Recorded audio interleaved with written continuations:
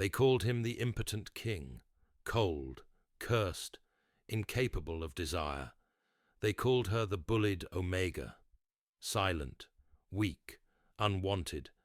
But when she fell into his arms before the entire court, his body answered her touch for the first time in his life, and in that moment, both their fates were rewritten. Welcome back, wild hearts.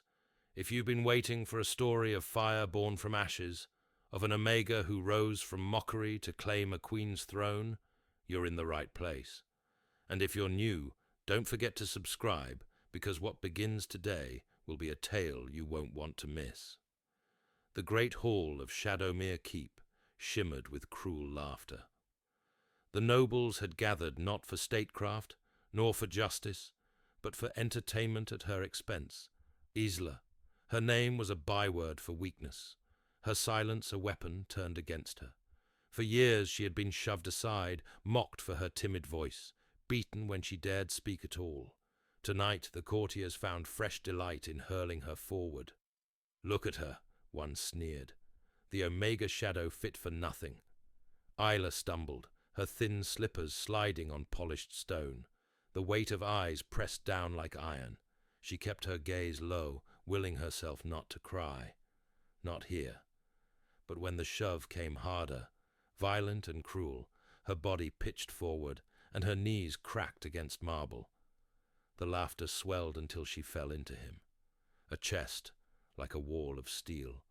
Arms that caught her before her head struck the floor. The air shifted. No, it thickened like a storm rolling through the chamber. King Marcus, the man of whispers, the ruler they mocked when his back was turned, the impotent king, his hands, calloused yet trembling, locked around her waist. Isla's breath caught as her cheek pressed against him, and she felt it, the thunder of his heart. But more than that, something no one had ever felt from him. Heat. Alive. For the first time in his life, the Alpha King's body stirred. Gasps broke the laughter. Silence rippled through the hall like a crack of lightning. The noble's eyes widened, watching the impossible. Marcus, the man who had never answered to touch, clutching a bullied Omega with a shudder that betrayed fire. Isla froze, horror and disbelief tangling inside her. She tried to pull away, terrified, but his grip only tightened. His jaw flexed, his breath came ragged. His wolf, the beast that had slept silent for years, snarled awake. Who shoved her? Marcus's voice shattered the silence, low but thunderous. His gaze swept the hall, dark fire in his eyes. Who dares lay hands on what rouses me? The courtiers flinched. The echo of his fury rolled across vaulted stone. Isla trembled in his arms. This was madness. She was nothing. She was no one. And yet she could feel him, the tremor in his chest, the ache in his breath. She dared lift her eyes and found him staring down at her with something she had never seen before. Hunger. Not cruelty. Not pity. Hunger. Her pulse raced. She tried to speak, but her lips barely moved. Why me? Of all women. Why me? Marcus's hand rose, brushing a stray lock of her hair from her face. The gesture should have been tender, but the tremor in his fingers made it raw. Desperate. You, he whispered, voice breaking beneath the weight of centuries of silence. You are the first. The nobles shifted, scandal burning in their eyes. Some scoffed, others paled, but none dared laugh again. Isla's breath caught. His words were madness, but the truth of them burned through her. She could feel it in the press of his body, in the fire that shook him. Marcus turned, drawing her up with him, shielding her small frame with the breadth of his shoulders. His voice rose, no longer a whisper, but a roar. You called me broken.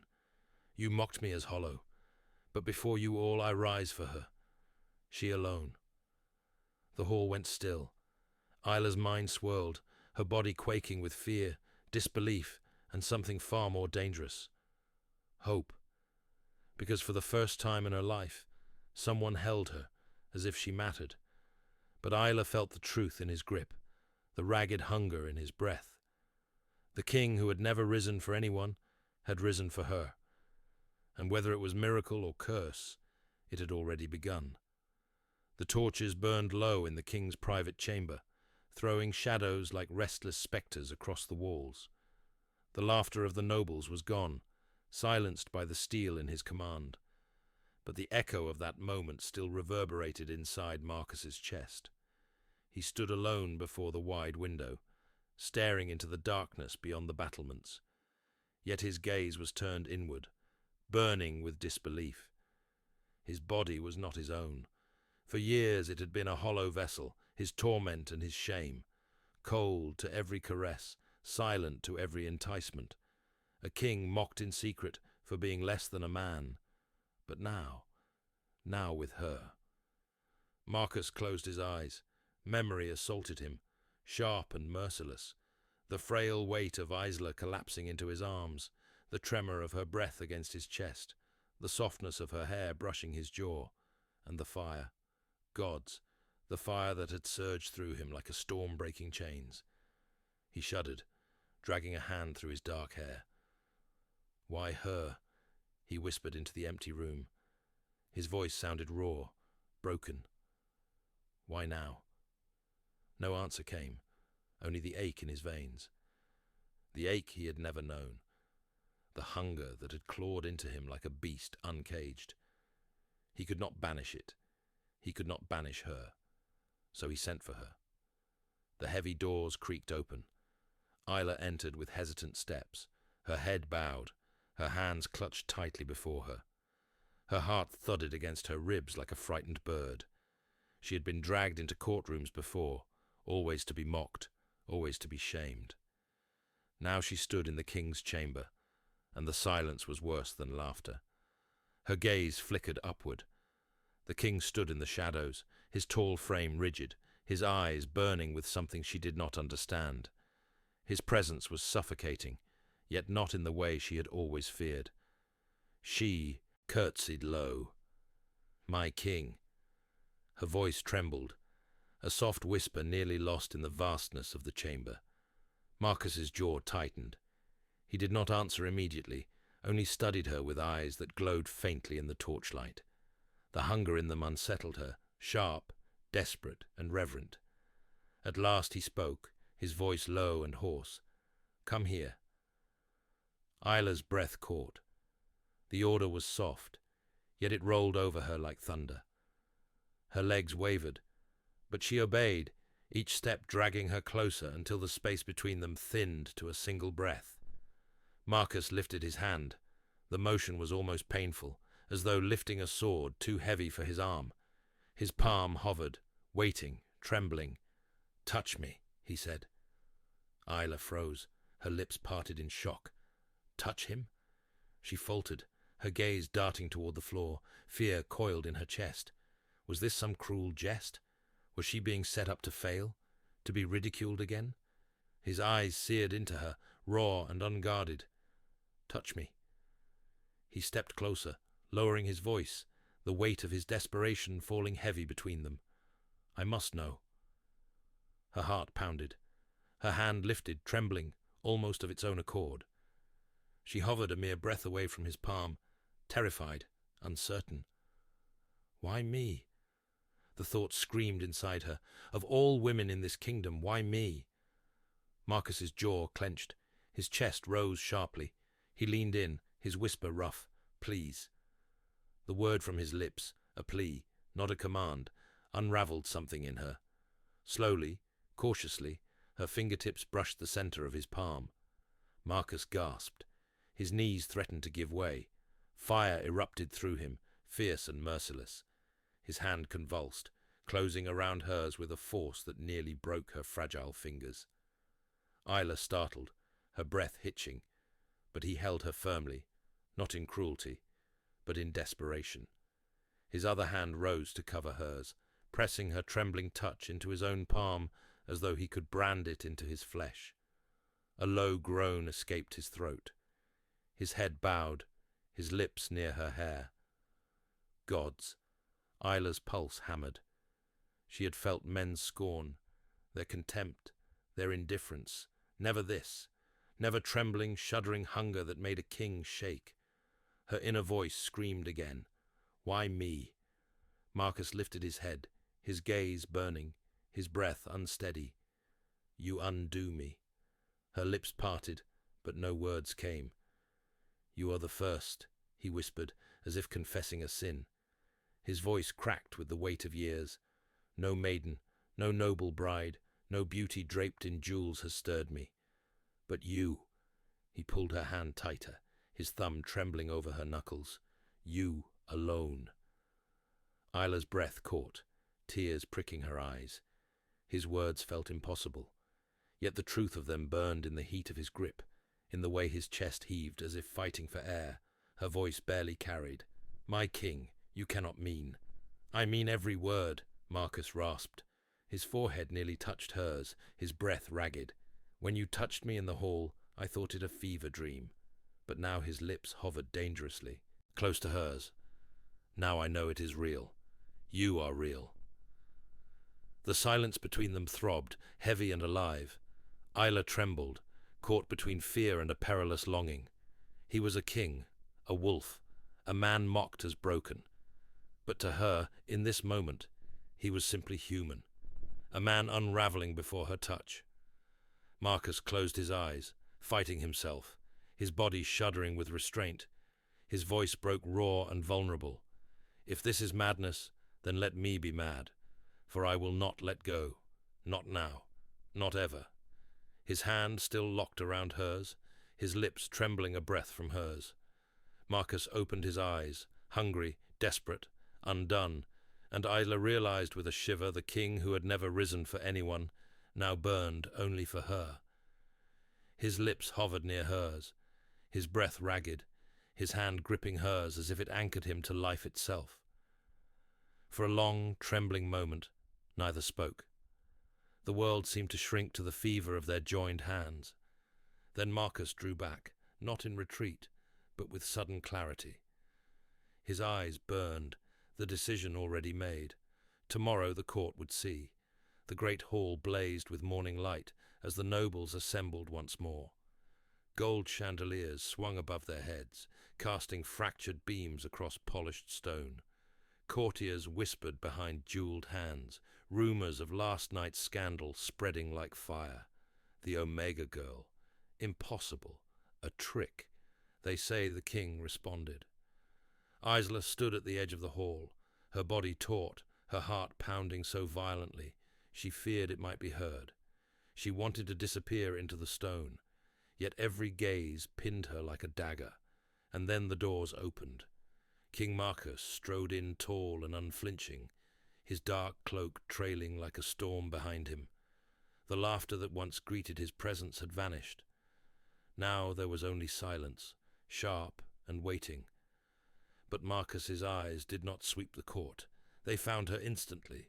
Isla's breath caught as his gaze locked on hers, unyielding, burning, terrifyingly possessive. He mounted the dais, turned and faced the gathered nobles. Last night, he began, his voice low but resonant.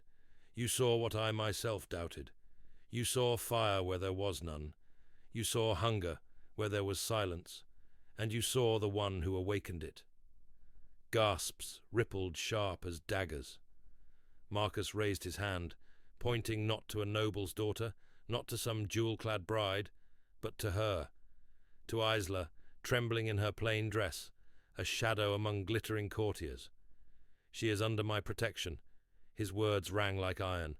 From this day, none of you will touch her. None will lay hand nor insult upon her name. She belongs to me. The silence cracked into scandalized murmurs. An Omega, outrageous, she cannot. One noble dared step forward, sneer curling his lips.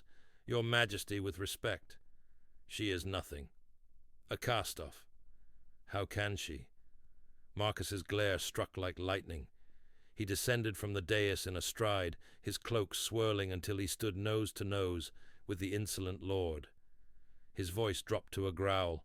You call her nothing? He seized the man by the throat, lifting him just enough that his feet scraped stone. Then you mock me as nothing, and that—" his grip tightened, the noble gasping for breath—"is treason." The court froze, horror-struck. Marcus released the man at last, letting him collapse in a heap, gasping. Marcus's gaze swept the hall, his voice booming now. "You call her weak. You call her unwanted. Yet she alone makes me strong. She alone stirs the blood of your king."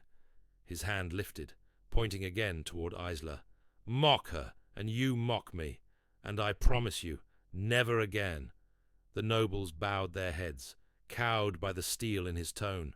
None dared laugh, none dared whisper further. Isla's body trembled, her heart raced in terror, yet beneath it pulsed something strange, something she had never known in all her life: safety. For the first time, someone stood between her and cruelty.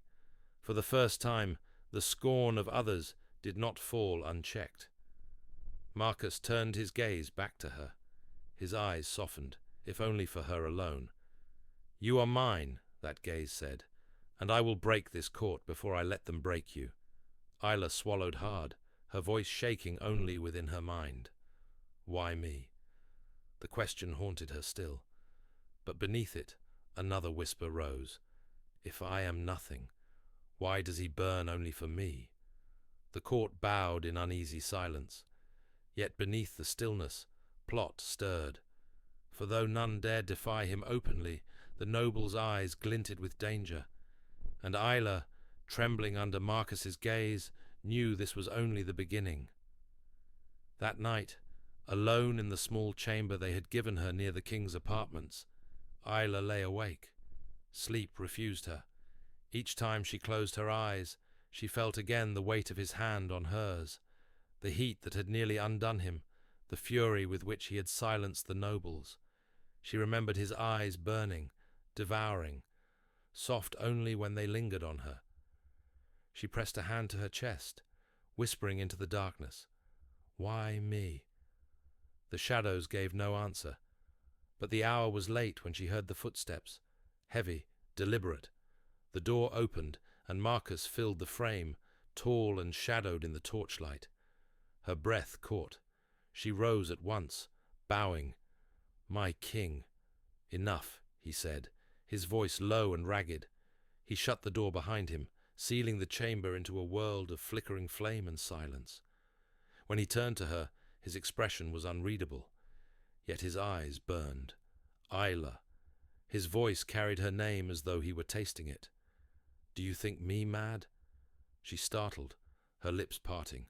"Mad, my king?" He stepped forward.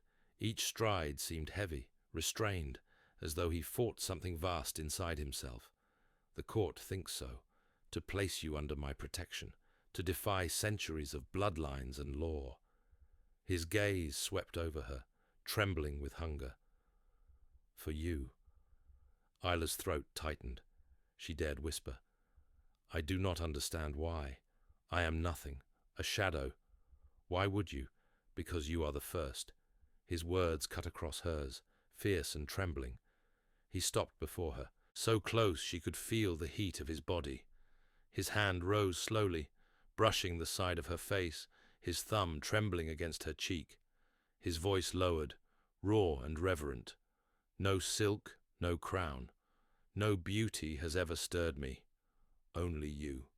Her breath shuddered out. She could not move, could not think. His touch seared. Yet it was the vulnerability in his tone that unraveled her most. Marcus's forehead lowered until it nearly touched hers. His lips hovered a breath away. She felt his restraint like a bowstring pulled to breaking. "Isla," he whispered. His breath fanned across her lips, hot and trembling. "If I kiss you, I will not be able to stop." Her heart thundered. She should refuse. She should run. But instead, her eyes closed, and her whisper slipped out, fragile as glass. "Then do not stop." The last tether of restraint snapped. Marcus's mouth crashed onto hers, fierce, desperate, consuming. Years of silence, of torment, of denial burst into flame in that single kiss. His hand cupped her face, tilting her to him, his body trembling with the force of his hunger. Isla gasped, the heat of him stealing her breath, his lips bruising hers with a need that felt endless. She had never been kissed, never been wanted, and now she was being devoured. Yet beneath the fire, there was reverence. The way his hand held her as if she were fragile crystal. The way his groan broke when her lips parted beneath his. She clutched at his tunic, trembling, her body weak and alive all at once. His arms slipped around her waist, drawing her against the hard lines of him. She felt his body shudder, felt the proof of his desire press against her, and her heart nearly broke. It is true, she thought dizzy. He rises for me alone. Marcus tore his lips from hers, gasping against her throat, his breath ragged. His words spilled between desperate kisses at the curve of her jaw. Years I have been stone, cold, mocked, ashamed, and now. His teeth grazed her skin, his groan vibrating against her. Now I burn. Isla's head fell back, a soft cry escaping her lips. Why me? His hands tightened on her waist, pulling her closer, his forehead pressing against her collarbone as though in prayer. Because you are mine. The words were not command, but confession. His lips found hers again, softer now, trembling with tenderness. She tasted hunger still, but also awe, reverence, as though he could not believe she was real. Tears stung her eyes. No one had ever touched her like this. Not as property, not as shame, but as though she were sacred. Marcus pulled back at last, breathing hard, his eyes blazing yet vulnerable. His thumb brushed her swollen lips, his voice breaking. Tell me you feel it. Tell me I'm not alone in this madness. Isla trembled. Her heart thundered. She could not lie, not when his fire had already consumed her. Her whisper came as a vow. I feel it. His eyes closed, a shudder of relief tearing through him. When they opened again, they burned with promise. Then God's help me, he whispered, his lips claiming hers once more. I will never let you go. Their kiss deepened, fire and tenderness entwined. But outside the chamber, footsteps echoed in the hall. Nobles whispered of scandal, of madness, of danger, and Isla knew with sudden terror the kiss that had set her aflame had also placed a target on her back. By morning, whispers hissed through every corridor like snakes. The Omega girl. It must be sorcery. He kissed her, they say. He held her like a lover. Impossible unless she bewitched him. She cannot be queen. Everywhere Isla walked, eyes followed. Some narrowed with scorn, others gleamed with malice. Servants hurried past, their whispers trailing like smoke. Bewitched. Sorcery. Unworthy. Her chest ached with familiar shame. Yet now it warred with something new, something far more dangerous. Because when she remembered the hunger in Marcus's eyes, the tremor of his body against hers, she could not deny the truth. He was hers. And in the council chamber, the whispers turned into open defiance. A cluster of noble lords and ladies stood before Marcus's throne, their faces flushed with indignation. Lord Aldrich said with a mocking bow, "The court grows concerned. An Omega of low birth. It is unseemly. The kingdom requires strength, heirs, alliances, not the king clinging to a common girl."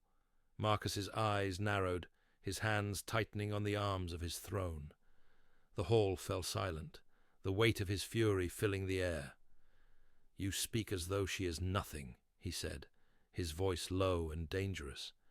"But she is the only one who makes me whole, the only one who stirs the blood of your king." Gasps rippled. Isla, standing at the edge of the chamber, felt her cheeks burn. Lord Aldrich pressed on, reckless. "My king, if you persist in this madness, you will doom us all. Rival families already plot. They whisper of replacing you with a cousin more fit." The word struck like a blade. Marcus rose to his feet, his cloak swirling, his voice thundered through the chamber. "Let them plot." His gaze swept the hall, fire burning in his eyes. I have ruled in silence, mocked as broken while you fattened yourselves on my restraint, but no more. She is mine, and if any of you think to tear her from me, he unsheathed his sword, the steel singing in the air, then know this: you will not find me impotent in battle. The chamber shook with silence. None dared meet his gaze. Marcus turned, his eyes finding Isla. The fury melted into something softer, still fierce but laced with protectiveness. She trembled, but for the first time in her life she felt the sting of whispers ease under the shield of his obsession. That night, alone in her chamber, Isla sat before the mirror. Her reflection was the same: plain dress, unruly hair, eyes that had always been too timid, too unsure.